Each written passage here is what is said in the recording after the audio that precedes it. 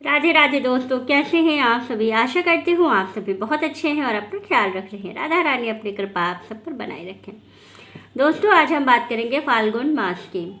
फाल्गुन मास कब से प्रारंभ हो रहा है, कब समाप्त हो रहा है, क्या महत्व है फाल्गुन मास का, क्या करें क्या ना करें इस माह में, कौन से त्यौहार कब पड़ेंगे और इस माह में हमें क्या दान करना चाहिए, किस देवी देवता की पूजा करनी चाहिए, संपूर्ण नियम आज हम लोग इस एक वीडियो में जानेंगे। तो आइए चलिए संपूर्ण नियम जान लेते हैं। लेकिन उससे पहले अगर अभी तक आपने चैनल को सब्सक्राइब नहीं किया है तो चैनल को सब्सक्राइब कर लीजिएगा और बेल आइकन को दबाना बिल्कुल ना भूलिएगा।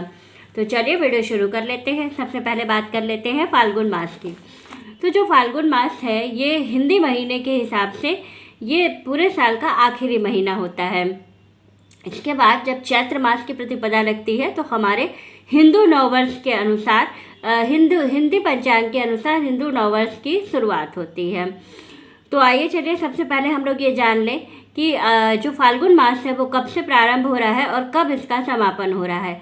तो पहली चीज़ बता दूं कि जो फाल्गुन मास है इसका प्रारंभ हो रहा है 13 फरवरी से।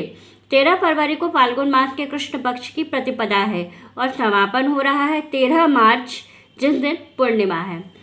तो एक महीने का पूरा ये महीना है, एक महीने का पूरा ये पक्ष होगा, पूरा माह होगा। अब इसमें हम लोग जान लेते हैं कि ये माह कौन से देवी देवता को समर्पित है। तो इस माह में बेसिकली शंकर जी की पूजा की जाती है, महादेव जी की आराधना इस माह में ज़्यादा की जाती है और ये माह जो है हरि विष्णु जी को भी समर्पित है। दूसरी चीज़ बता दें कि इस माह में सूर्य देव की उपासना विशेष रूप से फलदायी मानी जाती है, क्योंकि इस समय सूर्य देव जो है वो थोड़ा मौसम चेंज होता है, सूर्यदेव थोड़ा उनका तेज बढ़ जाता है, इसलिए सूर्यदेव को जल देना ज़्यादा अच्छा माना जाता है इस माह में। तो सूर्यदेव की भी आराधना इस महीने में की जाती है। इस माह में कौन कौन से व्रत और किन किन नियमों के अनुसार करने चाहिए वो मैं अलग अलग वीडियो आपको अलग अलग फेस्टिवल पे बना के देती रहूँगी, जिससे कि आपको ये पता चलता रहे कि कौन सा त्यौहार कब है और आपको कैसे पूजा करनी है और उस व्रत के क्या नियम है। अब हम बात करेंगे इस माह में क्या करें क्या ना करें। तो देखिए, फाल्गुन मास जो है ये पूरी तरह से पूजा पाठ के लिए समर्पित है। अब हम बात करते हैं इस महीने में हमें किन नियमों के अनुसार आराधना करनी चाहिए, क्या नहीं करना चाहिए। तो इस माह में देखिए, आप शादी विवाह जितने शुभ कार्य हैं वो कर सकते हैं, लेकिन कुछ विशेष नियमों, कुछ विशेष परिस्थितियों के अनुसार जब होलाष्टक लग जाता है होली से एक हफ्ता पहले, तो आप सारे शुभ कार्य बंद कर दीजिए। उसके पहले तक आप सारे शुभ कार्य कर सकते हैं। इसके बाद बात करेंगे कि इस माह में कौन कौन से त्यौहार कब कब पड़ने वाले हैं। तो सबसे पहले बता दूं कि 24 फरवरी को पड़ेगी विजया एकादशी, फिर 25 को पड़ेगी प्रदोष, 26 को महादेव जी की शादी यानी कि महाशिवरात्रि पड़ने वाली है, 27 को अमावस्या पड़ रही है श्राद्ध वाली, 28 को जो अमावस्या पड़ेगी वो स्नान और दान की होगी। दोनों अमावस्या 2 दिन इसलिए पड़ रही है क्योंकि अमावस्या तिथि इस दिन लेट में लग रही है, तो आप श्राद्ध कर सकते हैं, लेकिन जो स्नान और दान का जो समय होता है वो सुबह का होता है, ब्रह्म मुहूर्त का। तो उस दिन ब्रह्म मुहूर्त में आपको अमावस्या नहीं मिल रही है, इसलिए जो है जो ब्रह्म मुहूर्त में अमावस्या मिल रही है वो मिल रही है 28 को, इसलिए आपको 28 को अमावस्या स्नान दान वाली मनाना है। इसके बाद बात करेंगे 10 मार्च को। 10 मार्च को रंग भरी एकादशी है। 13 मार्च को 10 मार्च को रंग भरी एकादशी है, 11 मार्च को प्रदोष है, 13 को होलिका दहन है, जिस दिन फाल्गुन मास की पूर्णिमा है उस दिन होलिका दहन किया जाएगा, और 14 मार्च को चैत्र मास की प्रतिपदा के दिन जो है वो होली खेली जाएगी, यानी कि होली है उस दिन 14 मार्च के दिन। तो ये हो गए सारे नियम। अब हम बात करते हैं कि फाल्गुन मास का क्या महत्व है।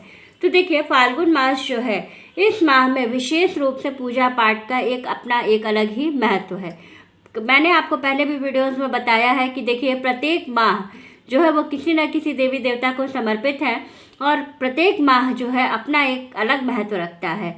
इसी तरह से जो फाल्गुन मास है ये पूरे साल का हिंदू पंचांग के अनुसार, जो हिंदी पंचांग आते हैं उनके अनुसार ये साल का आखिरी महीना होता है फाल्गुन मास। इसके बाद चैत्र मास से हमारा नया पंचांग शुरू हो जाता है।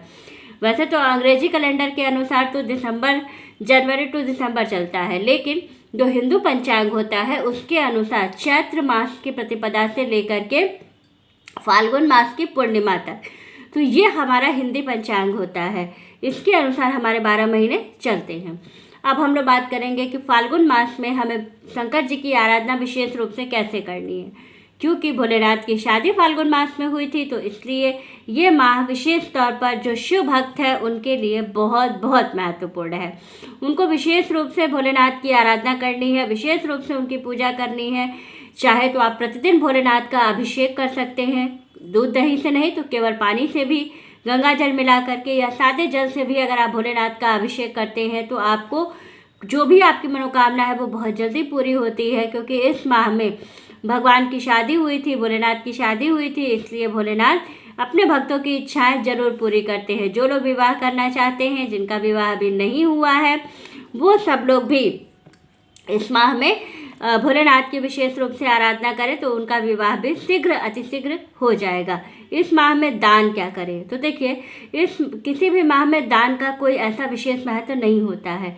क्योंकि आप दान कुछ भी करिए, यथाशक्ति जो आप दान कर सकते हैं आप जरूर कीजिए। लेकिन फाल्गुन मास में एक चीज़ का दान जरूर करना चाहिए, फाल्गुन मास में फल का दान जरूर करना चाहिए।